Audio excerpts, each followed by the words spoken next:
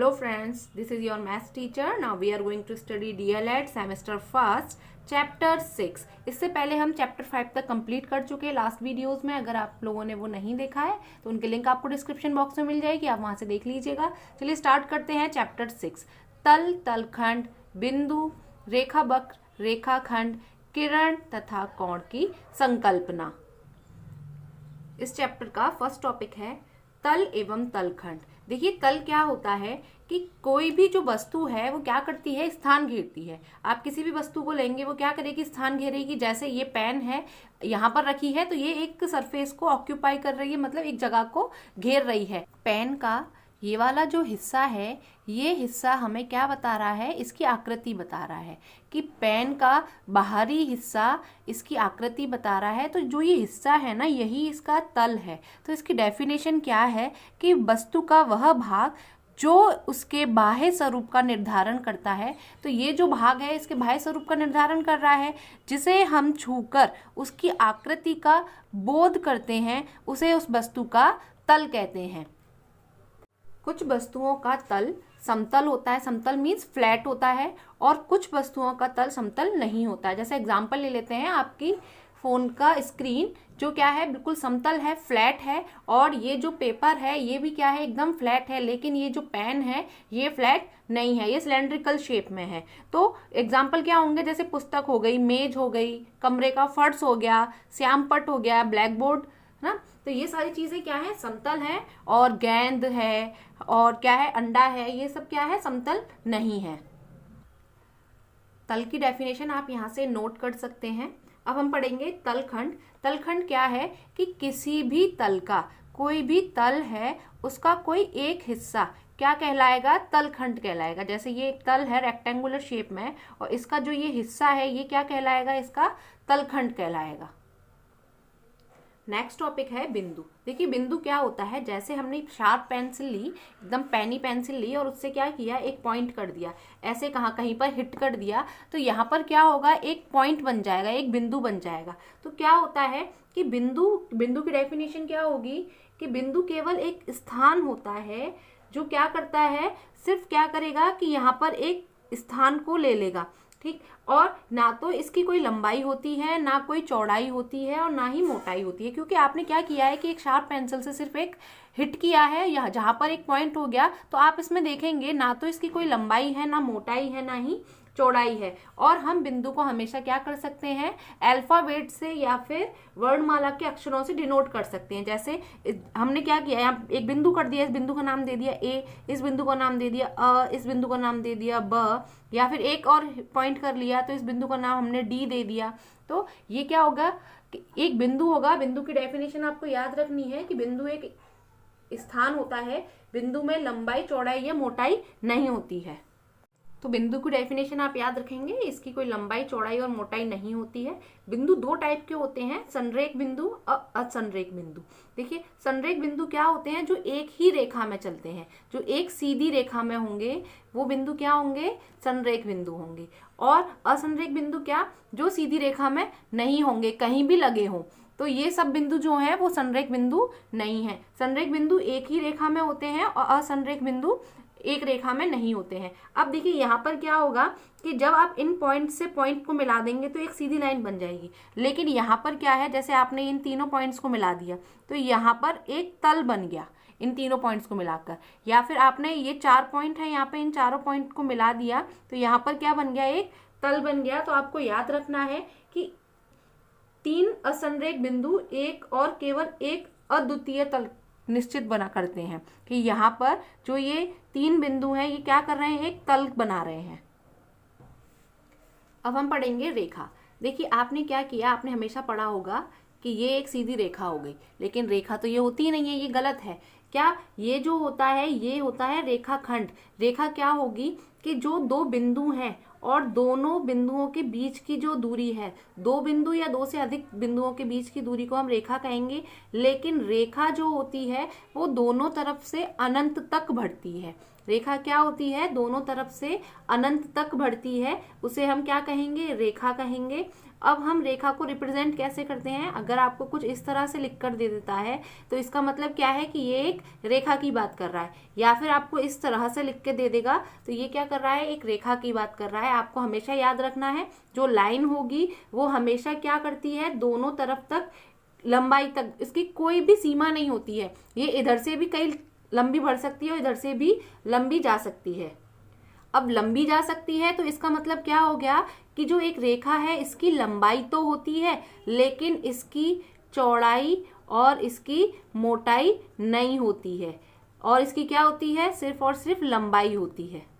लंबाई इसकी होती है, चौड़ाई और मोटाई इसकी नहीं होती है। दो या दो से अधिक बिंदुओं के बीच की दूरी को हम रेखा कहते हैं।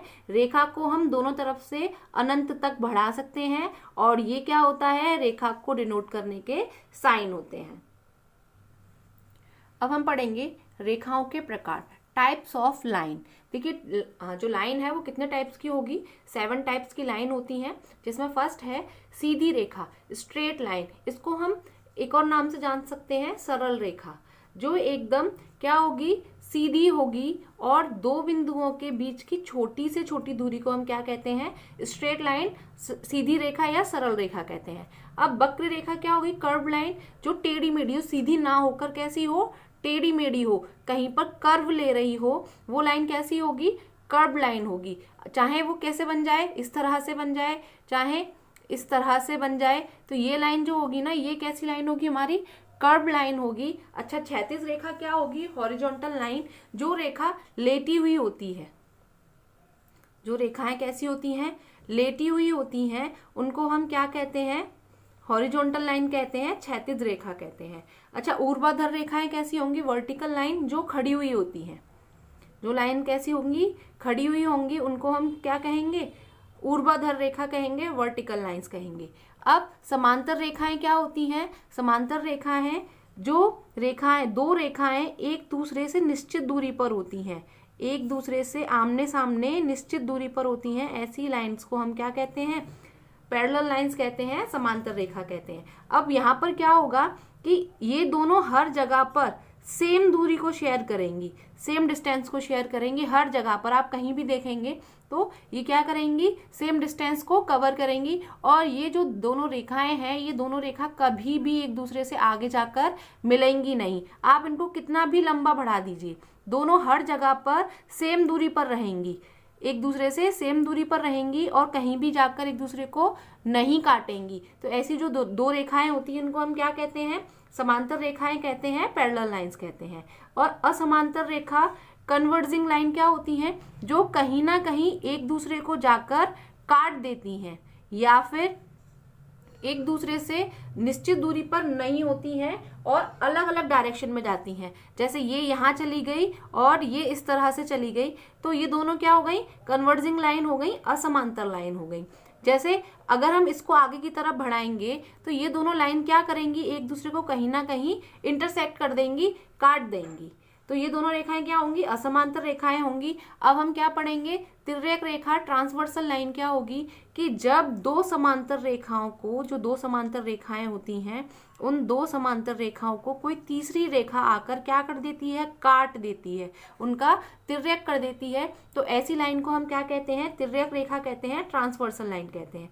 जैसे यहाँ पर क्या है कि ये लाइन है ए बी और ये लाइन है आपकी पी क्यू, और पी क्यू को आकर एस टी क्या कर रही है, काट रही है। तो एस टी क्या है, यहाँ पर हमारी ट्रांसवर्सल लाइन है। कैसी लाइन है, ट्रांसवर्सल लाइन, तिर्यक रेखा है।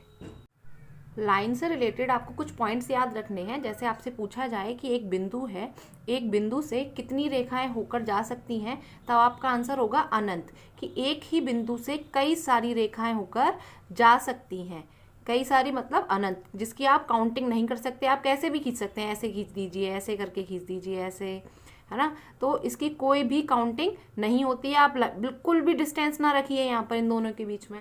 तो अनंत रेखाएं एक बिंदु से होकर जा सकती हैं। अगर आपसे पूछा जाए कि एक तल पर अगर दो बिंदु दिए हैं तो उन दो बिंदुओं से कितनी रेखाएं जाएंगी, तो दो बिंदुओं से केवल एक रेखा जा सकती है। एक बिंदु से अनंत रेखाएं जा सकती हैं और दो बिंदुओं के बीच सिर्फ एक रेखा ही निर्मित हो सकती है। अगर आपसे पूछे कि आपको एक रेखा दे रखी है और उस रेखा पर कितने बिंदु होते हैं, तो एक रेखा पर अनंत बिंदु होते हैं। एक रेखा पर क्या होते हैं? अनंत बिंदु होते हैं, आप उनको काउंट नहीं कर सकते। तो आपको ये तीनों पॉइंट याद रखने हैं कि एक बिंदु से कितनी रेखाएं जा सकती हैं? अनंत रेखाएं जा सकती हैं। एक रेखा पर कितने बिंदु होते हैं? अनंत बिंदु होते हैं। और दो बिंदुओं से मिलकर कितनी रेखाएं बनाई जा सकती हैं? दो बिंदुओं से मिलाकर एक रेखा बनाई जा सकती है। नेक्स्ट टॉपिक है किरण रे। देखिए क्या है, अभी हमने लाइन पढ़ा था, तो लाइन में क्या था कि इसका दोनों तरफ कोई भी अंतिम बिंदु नहीं होते हैं। अब रे है, अब आप सोचेंगे कि ये मैंने टॉर्च क्यों बनाई है, तो यहाँ पर रे से मतलब है कि जो टॉर्च की रेज निकलती हैं तो इनका एक स्टार्टिंग पॉइंट तो है। यहाँ पर जो रेज निकल रही हैं इनका स्टार्टिंग पॉइंट तो है कि यहाँ से टॉर्च से निकल रही हैं, लेकिन क्या इनका कोई एंड पॉइंट है कि ये कहाँ जाकर रुक रही हैं? ठीक, तो इसी तरह से रे होती है क्या कि इसका एक स्टार्टिंग पॉइंट तो होता है लेकिन इसका कोई एंडिंग पॉइंट नहीं होता है। ये यहाँ से तो शुरू होती है लेकिन कहाँ तक जाएगी ये आप इसको कंफर्म नहीं कह सकते हैं। तो इसमें भी सेम होता है कि इसकी लेंथ होती है, लंबाई तो होती है, लेकिन लंबाई को आप काउंट नहीं कर सकते हैं, लेकिन इसकी कोई चौड़ाई या फिर इसकी मोटाई नहीं होती है। तो रे आपको याद रखनी है। और रे कैसे डिनोट करेंगे हम? जैसे ए बी अगर हमारे पास लिखा है और हमें इस तरह से लिखा दे रखा है तो इसका मतलब ये है कि वो रे की बात कर रहा है। इसको हम कैसे डिनोट कर सकते हैं? ए एंड यहाँ पर बी, तो ए बी क्या है? एक रे है और डिनोट करने का साइन क्या है? इस तरह से डिनोट करेंगे। रे की क्या होती है? लंबाई होती है लेकिन चौड़ाई और मोटाई नहीं होती है, और लंबाई भी ऐसी होती है जिसको हम नाप नहीं सकते हैं कि कहाँ तक ये जाएगी। तो एक तरफ से इसका क्या होता है? स्टार्टिंग पॉइंट होता है लेकिन इसका एंडिंग पॉइंट नहीं होता है। अब हम किसके बारे में पढ़ेंगे कि रेखाखंड क्या होता है। कि जिस तरह से अभी मैंने आप लोगों को स्टार्टिंग में ही बताया था कि हम हमेशा क्या करते हैं कि एक सीधी लाइन खींच लेंगे और ये बता देते हैं कि ये क्या है? एक लाइन है, जबकि वो क्या होती है? एक लाइन सेगमेंट होता है, रेखाखंड होता है। क्या होता है? लाइन सेगमेंट होता है। तो यहाँ पर क्या कि ये जो हो गई, ये लाइन जो है दोनों तरफ से बढ़ रही है, ये एक लाइन हो गई, ये एक रेखा हो गई, लेकिन जैसे ही इसका स्टॉपिंग पॉइंट लग गया, ये यहाँ पर लग गया, तो ये क्या हो गया? एक लाइन सेगमेंट हो गया, जिसको हम इस तरह से लिखेंगे। ए और बी इसका नाम दे देते हैं हम। तो ये क्या हो गया? लाइन सेगमेंट हो गया। लेकिन ये जो है ये क्या है? हमारा रेखा है, लाइन है। इसको डिनोट करने के लिए क्या होता है कि अगर हम इस तरह से लिखकर हमें दे दिया जाता है तो इसका मतलब ये है कि वो किसकी बात कर रहा है? लाइन सेगमेंट की बात कर रहा है, लाइन की बात कर रहा है। आपको बिल्कुल भी कंफ्यूजन नहीं रखना है। किरण, रेखाखंड और रेखा में रेखा क्या होती है? दोनों तरफ से अनंत तक बढ़ती रहती है। रेखाखंड रेखा का एक हिस्सा होता है जिसके अंतिम बिंदु होते हैं, जिनको दोनों तरफ से अनंत तक बढ़ाया नहीं जा सकता है। और किरण क्या होती है? जिसका स्टार्टिंग पॉइंट तो होता है लेकिन एंड पॉइंट नहीं होता है। रेखा खंड जो होगा हमारा वो क्या होगा? किस तरह से डिनोट किया जाएगा? कुछ इस तरह से डिनोट किया जाएगा। इस चैप्टर का लास्ट टॉपिक है कोण, एंगल। तो यहाँ पर क्या है कि जब दो रेखाएं, जब दो किरण एक ही बिंदु से होकर निकलती हैं, कि क्या याद रखना है? जब दो किरण एक ही बिंदु से होकर निकलती हैं और उन दोनों किरण के बीच की दूरी जो सबसे छोटी दूरी होती है उसको हम क्या कहते हैं? कोण कहते हैं। या फिर आप डेफिनेशन ऐसे भी याद कर सकते हैं कि दो सरल रेखाएं जिस बिंदु पर मिलती हैं, दो सरल रेखाएं जिस भी बिंदु पर मिलती हैं तो उस बिंदु पर कोई कोण निर्मित करती हैं। यहाँ पर आके मिल रही हैं तो इस बिंदु पर क्या हो रहा है? यहाँ पर एक कोण निर्मित हो रहा है। तो दो किरणों के मिलने से जो भाग बनता है उसे हम क्या कहते हैं? कोण कहते हैं। कोण को हम कैसे रिप्रेजेंट करेंगे? जो इसका मिलान बिंदु होगा उसको हम क्या कहेंगे? वर्टेक्स ओ कहेंगे। और यहाँ पर इनका नाम लिख देते हैं, जैसे ए और बी, तो इसको हम कैसे लिखेंगे? Angle A O B. Angle का साइन कैसे बनेगा? इस तरह से एंगल का साइन बनता है। तो यहाँ पर जिस भी कोण की हम बात करते हैं उसको हम बीच में लिखते हैं। जो मिलान बिंदु होगा उसको हम बीच में लिखेंगे, इन दोनों को हम साइड साइड से लिखेंगे। इसको ऐसे भी लिखा जा सकता है कि एंगल बी ओ ए। हमें क्या याद रखना है? कोण की डेफिनेशन याद रखनी है कि जब कोण क्या करते हैं? दो रेखाएं एक जगह जाकर मिलती हैं और उस कोण के, उन दोनों रेखाओं के बीच की दूरी को हम क्या कहेंगे, कोण कहेंगे। तो ये क्या होता है, इसका वर्टेक्स होता है, और ये इसका क्या होता है, साइड होती है, इसको हम साइड कहते हैं, या फिर हम इसको लेग भी बोल सकते हैं, ठीक। और ये हमारा क्या होता है, एंगल होता है। तो ये जो था टॉपिक इस चैप्टर का लास्ट टॉपिक था। अब नेक्स्ट चैप्टर में हम क्या सीखेंगे कि एंगल्स कैसे बनाते हैं हम कंपास और स्केल की हेल्प के साथ, कि 60 डिग्री का एंगल कैसे बनेगा। अच्छा, डिग्री और याद रखना है आपको कि एंगल को हम किससे डिनोट करते हैं, डिग्री से डिनोट करते हैं। किससे डिनोट करते हैं, डिग्री से।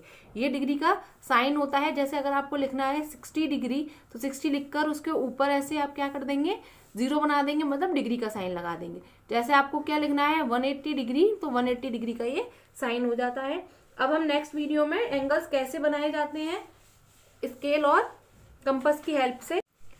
चैप्टर अच्छे से समझ आ गया है तो वीडियो को आप क्या करेंगे, लाइक करेंगे, अपने फ्रेंड्स के साथ शेयर करेंगे। अगर आप चैनल पर नए हैं तो चैनल को क्या करेंगे, सब्सक्राइब करेंगे, बेल आइकन को प्रेस करना ना भूलें, क्योंकि जब भी कोई नई वीडियो मैं अपलोड करूंगी तो उसकी नोटिफिकेशन आपको इजीली मिल जाएगी। Thank you.